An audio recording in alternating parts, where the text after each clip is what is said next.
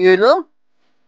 3 ঘন্টা হইলো ছবিটা আপলোড দিলাম, এখন পর্যন্ত একটাও লাইক নাই, কোনো কমেন্ট নাই। বাইরের লোক নাই দিতে পারে, কিন্তু আমার তো বন্ধু বান্ধবের অভাব নাই, তারা তো দিতে পারে। ঠিক আছে, দেখা গেল বন্ধু বান্ধব দেখুনি। ঠিক আছে, দেখুনি। এই বলে ওই কি ক্যামেরা কি এতই খারাপ? ছবি কি অতই খারাপ? তুমি আমার চেহারা কি অনেক খারাপ? না, খারাপ না। তাহলে এটা কি করলি? কি করছি ভাই? করছি বলছ না? না। ঠিক আছে, মোবাইলটাতে বুঝাইতে আসি তোরে। ফেসবুকে তো আছো, এই যে কত মায়া গো ছবিতে, কত বড় লাইক দিতেছো, কমেন্ট দিতেছো। আমি যে ছবিটা 3 ঘন্টা আগে আপলোড করলাম, এটার একটা লাইক দিলে তোমার অনেক বড় ক্ষতি আছে তো। যদি কাজটা কি লেখা করলো না, যে অপরিচিত লোক, বন্ধুই তো, একটা কমেন্টও করতে পারতা।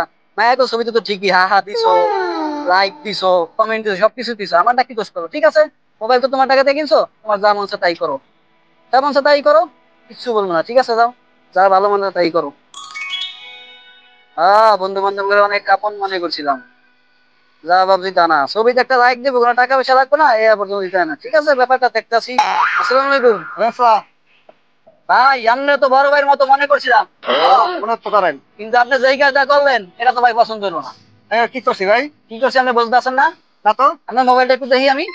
দেখেন, এই এই যে কত মায়া গো ছবিতে লাইক দিতেছেন, কমেন্ট দিতেছেন। এই যে ছোট ভাই একটা ছবি আপলোড করছে, এটা যদি আপনি একটা লাইক দিতেন, আপনি কি মোবাইলটা ক্ষয় যেত না অনেক টাকা পয়সা লাগতো? না, কোনো সমস্যা হইতো না। সমস্যাই তো হইতো না, না যদি লাইকটা দিলেন না।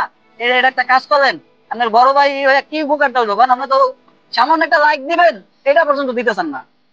না ভাই, এরকম হইলে তো হইব না।